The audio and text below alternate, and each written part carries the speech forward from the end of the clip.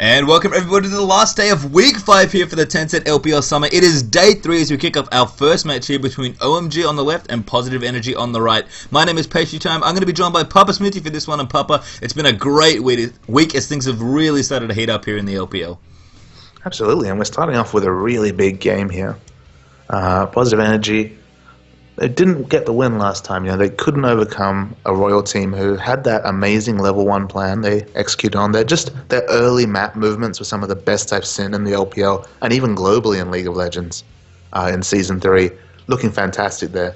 And they've just struggled for form a little bit after finding their foothold as the outright second-place team in the LPL. And OMG, the top team. So we are in one first place versus second place action here. A lot on the line. Absolutely here. OMG love to continue their solid run. Have faltered slightly here so far as we've moved through almost 5 weeks of the LPL now, and Positive Energy also looks so strong. The bans here on the left, you can see OMG banned out Shen, Thresh, and Kennen, and Positive Energy are going to go with Twisted Fate, Elise, and Zac as their 3 bans. So kind of almost expected bans at this point. Lots of just champions we've seen be very popular here in the LPL. No target bans, interestingly enough, as far as I can pick out, but Twitch looks like he might be the first pickup here for OMG, and at this point that should surprise no one, although that does, as Renekton is actually the champion they want to go for as their first. And I love that rotation there, because we go from kind of the global first pick, the first ban Twitch, who just fits so many comps, has so much early game damage, just such a flexible pick, into kind of the LPL standard right here. Renekton, the Crocodile, has gone from not being appearing much. We see only a 19.3% total season appearance rate, but that win rate of 64% in competitive play is very high, and that's the reason why he's actually catapulted, at least in the LPL, to first pick status. And interestingly enough, Positive Energy going to go Nami Lee Sin as their few picks. So Lee Sin has also picked up a lot of steam here in the LPL in the recent weeks. He's been seeing a lot of play. They just love that aggressive jungler, able to put out lots of pressure with some decent CC and peel as you kind of move through towards the team fights. Nami, of course, a very popular support champion, but very interesting to not see that Twitch picked up at all. In fact, OMG, maybe recognizing that Positive Energy need to value a couple of other champions a little higher, now get to pick it up for themselves, deny that one away from Nami and Orianna, one of JoJo's strongest champions. Really, we've seen Positive Energy. They have played Orianna comps like almost no other team I've seen. Absolutely. They've been executing on those 2 threat comps so well, and that's been facilitated by just the mass pressure, damage, and control that Orianna picks have put out. So Orianna stolen away, getting Twitch as well. You've got a lot of little victories there in terms of just flavor of the month picks, but also picks in the OMG versus PE repertoire on the OMG side. Yeah, Positive Energy now going to answer with Vayne, which is pretty much the standard response you see up against that Twitch. Pretty much when we see Twitch, the other team almost always answers with that Vayne there to kind of match Hypercarry for Hypercarry. Gragas, though, is kind of a curious pick here for Positive Energy. So I guess with the Twitch, you kind of want to kill him as fast as possible. Gragas, certainly one of those champions, a very strong laner, and if he ever gets ahead, he can really just burst people down. He just does so much damage.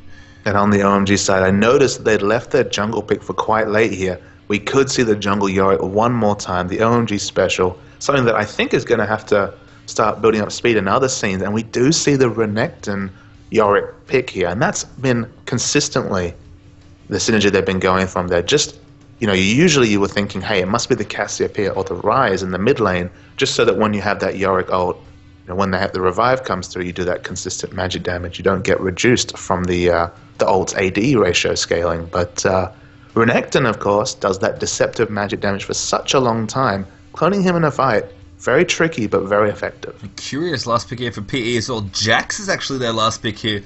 As you can see on your screen, has not appeared yet here in the LPL, so that's very interesting. But I think, OMG kind of built, this is their second comp that we've really seen from them, right? We've seen the Freight Train, just massive ultimates, big AoE everywhere. This is kind of the other string to their bow, it feels like here.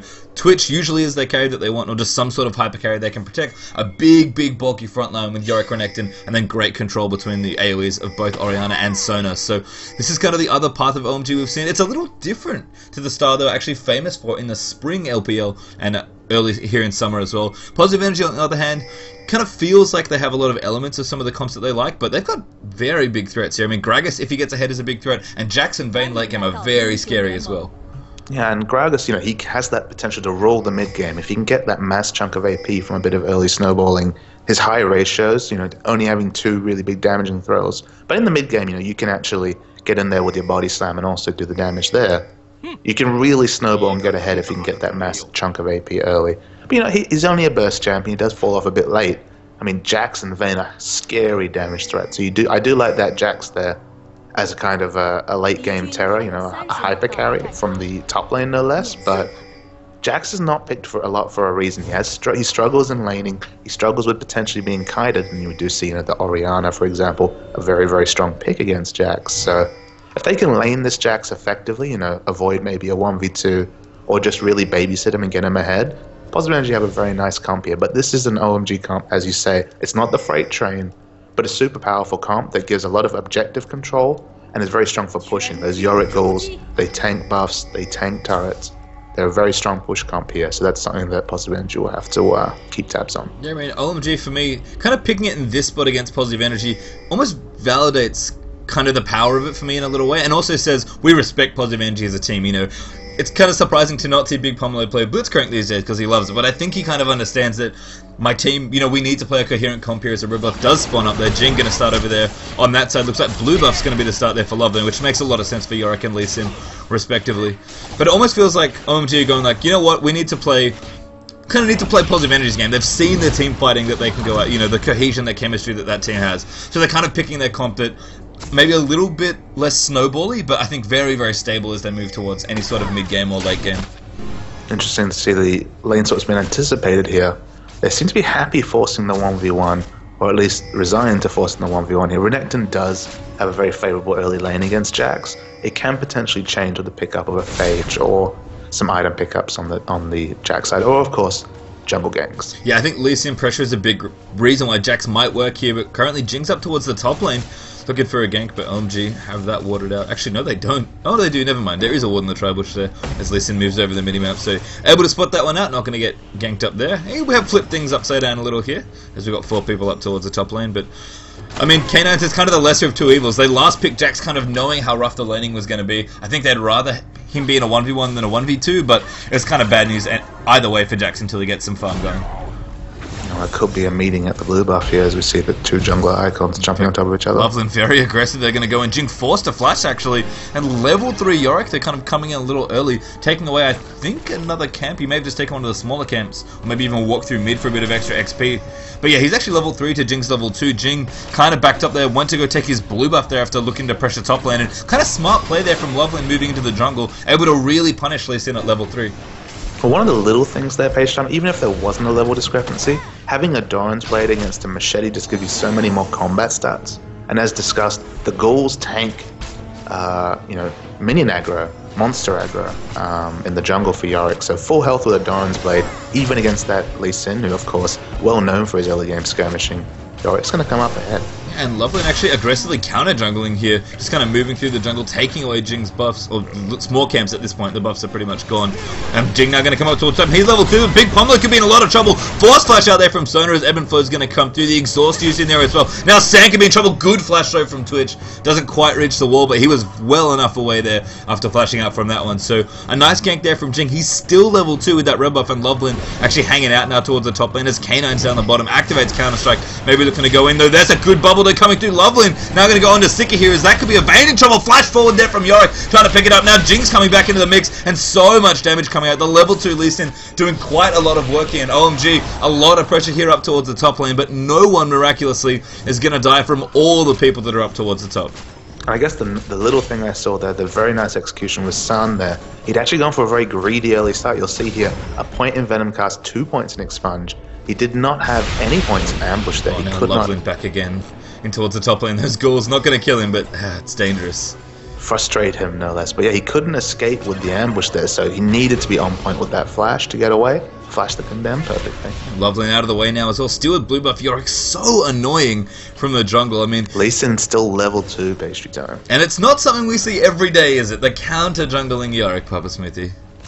I mean, counter jungling is an art. You know, everyone remembers the early Diamond Procs phrase of it's a team thing, but I mean, it's just been a one-man Yorick counter jungling. in trouble here down the bottom as well. Ignite maybe going to finish him off, going, looking pretty aggressive for the dive. It's going to be close. K9's just living on a little bit of health there, but at least Renekton will push him out of the bottom lane.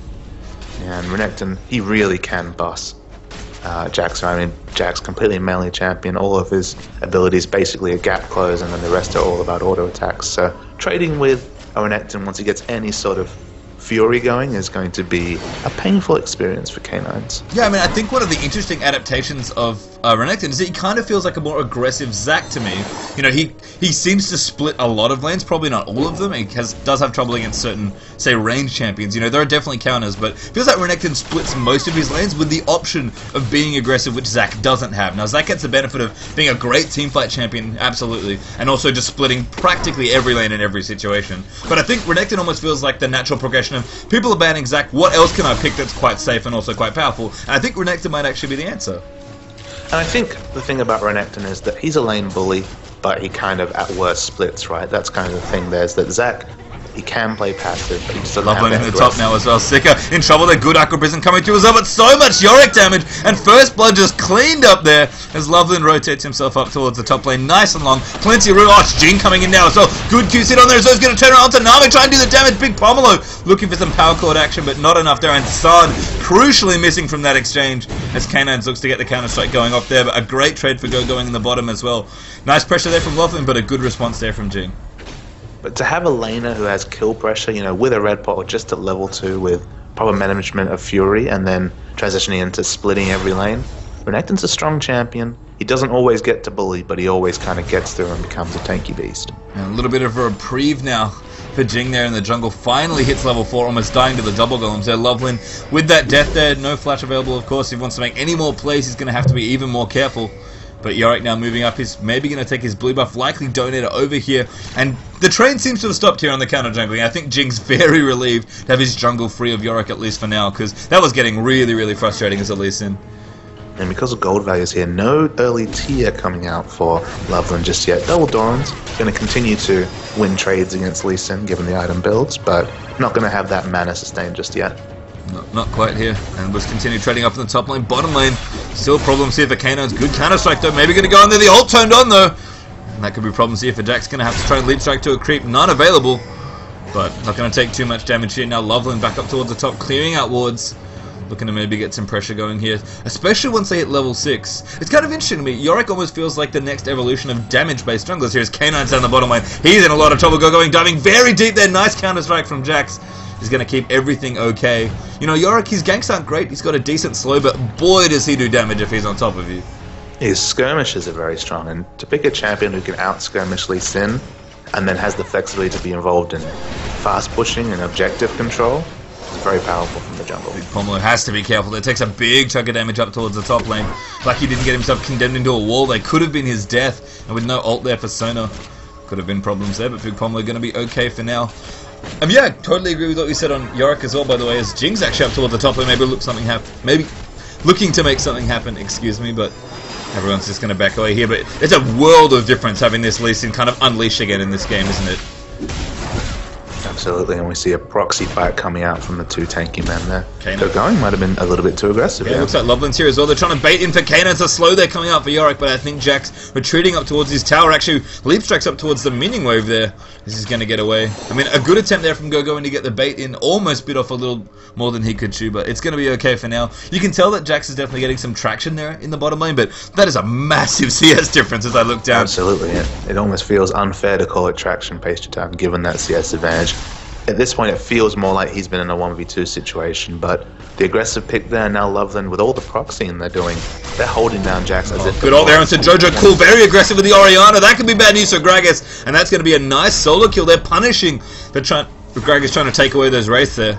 Very, very... He only saw the walk path with that ward too. He did have a bit of a leap of faith there to get it, but aggression sometimes, it definitely does open you up to those those potential for such pickups. And I mean, you kind of look at a player like Cool on a champion like Orianna, you kind of think, you know, OMG likes to play aggressively, but there's no way he can get aggressive with Orianna. Absolutely not the case here. OMG are the team that use their ultimates in very creative, very aggressive ways, and even on Ori, I think Cool really showing that, you know what, this is how our team likes to play, really exemplifying that as they take out the tower. Look at this rotation here.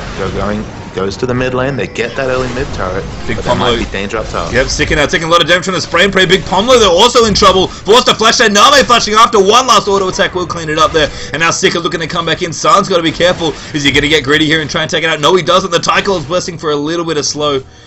but Twitch already flashed out of the way. They good trade there towards the top lane. A decent ult from Big Pomelo, but there was plenty there as the tidal wave came in from Sika, and nice kill there for Vayne.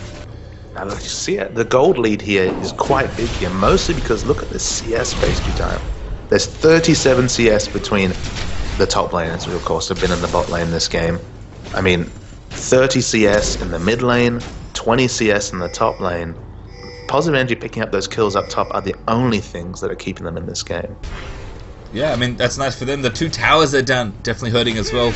And it seems like with two people bottom lane only, no team's really been able to go for Dragon either. So that objective still uncontested on this map here.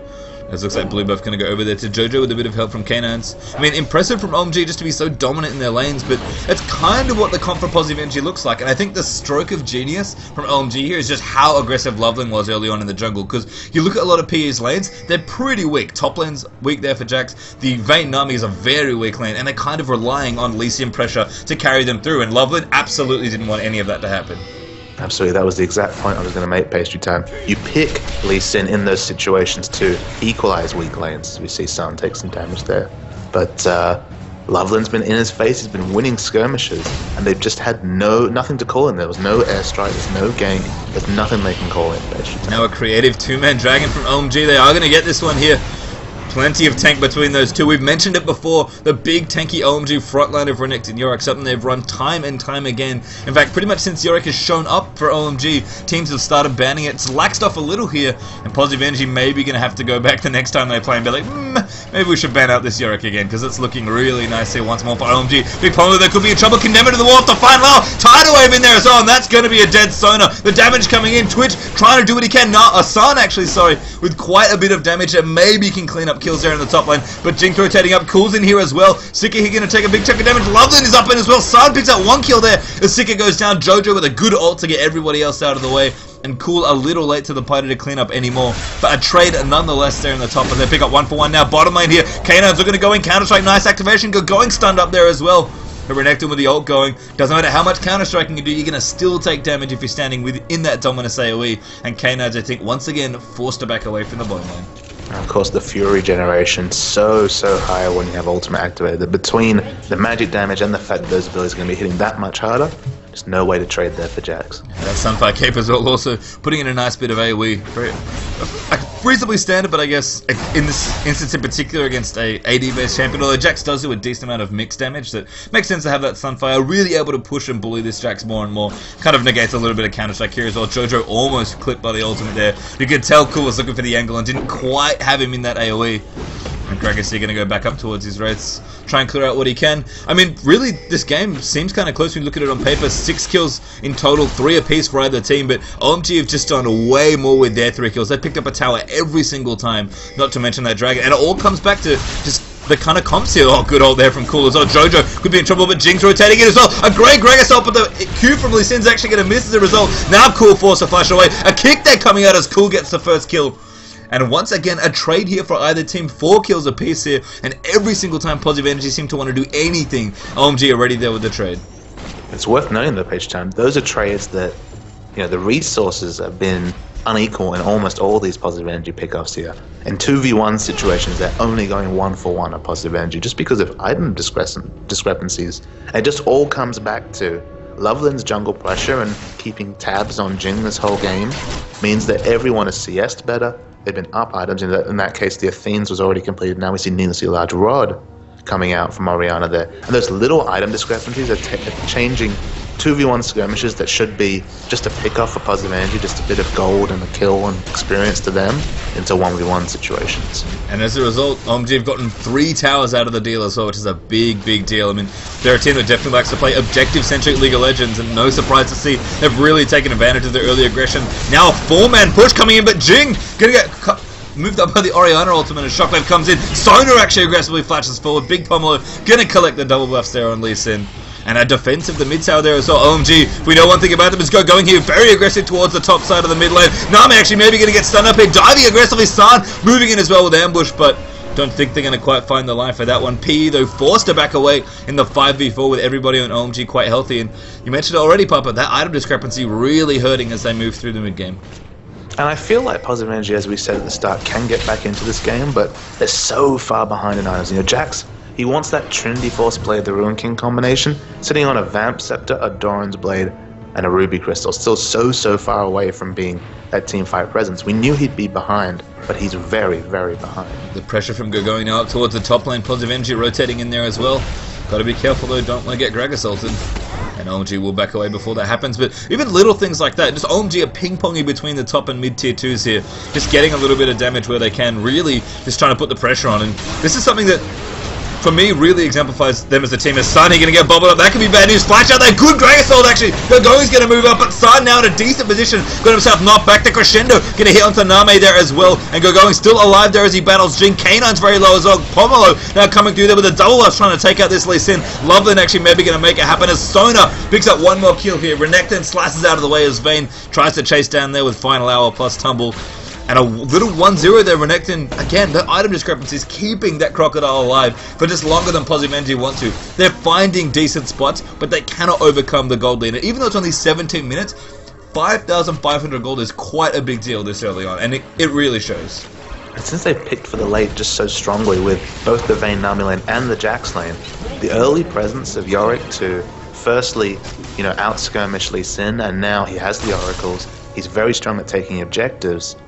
It almost feels like the game will never get to that Positive Energy, what they had dreamed of, that late game scenario they've dreamed of, just because the aggression and the map control coming out from Loveland is just too strong. And I think denying Orianna here by OMG is a stroke of genius from that team. I mean, not only is Jojo an incredibly strong Orianna player, I think it suits their comp so well. I don't know who's supposed to win in Orianna versus Gragas, but the fact that Jing was nowhere to be found in terms of pressure. I mean, Gragas is Positive Energy's mid-game champion in this comp. He was the one that really needed to pull them through in this spot, and he's just got absolutely nothing going right now. I just don't think he ever really has kill potential in Orianna. I mean, Orianna, she has that ranged auto attack, so early levels, range versus melee, you always know that Orianna will come out in the advantage. At level 6, a quick burst might pick up a kill there, but if Gragas ever tries to roam, and that Gragas pick is mostly about roaming, about getting in there with that explosive cask, with the barrel roll, and being able to get in there and do a lot of early roaming. I mean, Orianna clears waves so fast that is always a very risky choice against Orianna. Lovely now coming trying to defend the tower in the bottom lane. It will go down here as Positive Energy pick up their first one. Slow there actually on the K9s. Looking to follow up. I can see Go going off to the side. He's ready to go in. Renekton maybe going to make it happen. Big Pomelo does have his ult. Does he want to flash for it? Oh, actually misses the Crescendo as K9's just able to get out of the way. A good tidal wave there from Sika, kind of throwing off the timing a bit there. So a wasted ult from Sona, unfortunately. Dragon is back up though. OMG can rotate there. Looks like mid lane's in trouble for Name as he gets caught out. Orianna plus Twitch able to clean that one up. And Positive Energy really can't afford to be in the middle of the map without much vision. And OMG really just taking over the middle of the map now as well. Second Dragon going to come down now. And things slowly going from bad to worse. Maybe not even that slowly, actually. Positive Energy going to struggle to make up ground here with the late game comp they have. And there's kind of a lot of parallels between this game and the previous Positive Energy game we saw, where Royal, they executed a plan, they had very strong level 1 and mid-game movement, very early game movement, sorry, and just dismantled Positive Energy. And in this case, Loveland's aggressive play has done the same. Going diving very deep in there as well with the Orianna ball on top. A cast there, trying to get them out, but K9 solo there as Loveland flashes forward for the slow. He will get it there with that W ghoul. I mean, the exit kill's coming out now. Big Pomelo gets exploded by Name with the final hour. Jing actually going in there as well. Jojo a little low there. Going though. Absolutely crazy in the backward slice and dice as Sun gets himself tumbled into all. The Aqua Prison on Cool. Going to get some damage in there as well. And Positive Energy just really defending here. OMG still essentially proxy diving between these two turrets. Will now retreat to clear out the tier 2. A 1-fallen trade there. Not bad for PE, but OMG's still getting objectives done, and that's the important thing. We've noted in this game how so many times these two teams have traded kills. OMG have gotten the upper hand on objectives every single time that has happened. I guess to finally kind of put a rubber stamp next to Yorick's name and kind of help pigeonhole what he brings to a team. Early skirmish, turret diving, but also turret pushing. So when it comes to objective play, but also even that early skirmish, just so much provided from that big pastry time. Yeah, and we kind of saw it for the first time. I mean, it was weird actually when we first saw it because OMG just kind of played. You sit there and you say, how can a Yorick, with kind of a situational slow that's a lot like Sin's Goo, really hold a candle to what has often been the matchup, Lee Sin. Yeah, and You know, even the first time we saw him, he was just farming. Like, that game was kind of weird because OMG didn't do a whole lot, and Yorick just farmed from the jungle. I think now, really seeing what this pick brings to the comp in terms of OMG, not just in terms of their team fight, because we've seen that before, you know, having a big tanky frontline, having that Renekton copied with the AoE running with Dominus, but just so much aggression and pressure. And it's funny, it almost feels like as we kind of move through the LPL, you know, we mentioned Shyvana as kind of a meta pick here in the LPL with the way that she's got good damage and people don't like to ward that often. The junglers I've seen kind of do well. I mean, we've seen a lot of Lee Sin, but his results are a little mixed. We've seen Xin Zhao, we've seen Shyvana, and we've now seen Yorick out from OMG as well. Kind of feels like this damage-heavy, good kind of skirmish, like aggressive skirmisher-based junglers might be what the LPL junglers are really getting their teeth into here and really kind of figuring out and getting to, because that seems to be what we've seen have success here so far. Absolutely. And Yorick, he's unconventional, but for how long? Who knows? It's not going to take too many more games of this, I think. I mean, teams already started to ban it, as we mentioned, so we'll see here. Is OMG going to continue getting their push going?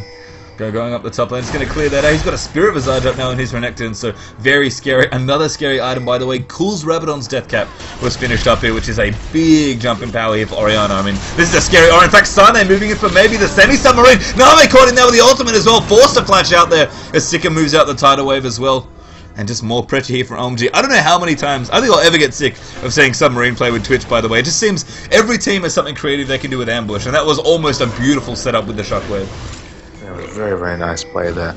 And that's right, I mean, an AD carrier who can force positioning misplays from the enemy team, ambush is just such a strong spell. Yeah, and it just obviously doesn't take away from all the other power that Twitch has as a carrier as well. I mean, he's popular for a reason. He was almost first picker in this game. Jojo aggressively ulting there with the flash, trying to make something happen, but did not quite get it, unfortunately. Just a little bit of burst damage thrown out there. Desperately wanted to try and throw somebody back in. I mean, OMG right now, just massive split push pressure. Going all the way on his lonesome there in the top lane here. Big Pomelo forced to dodge that Q, does so admirably. I mean, the rest of the team coming through. OMG maybe got to be careful. Cool. Mini stone into the wall and forced to flash out of the way, but Spray and Pray turned on there for Twitch. Obliterates that Lee Sin. Now Crescendo coming in there as well. And there's just so much damage here. I mean, K9's trying to make something happen. The inhibitor tower in mid though is down. And there's the command attack going to clean that one out there as Cool slays K9's. This damage here left, right, and center. A Shockwave whiffs doesn't even matter there for OMG. They're going to pick up an inhibitor now in the mid as well. And just taking an advantage, really run away with the early stages of this game. Now 10,000 gold in the lead, and possibly even just looking to end it right here.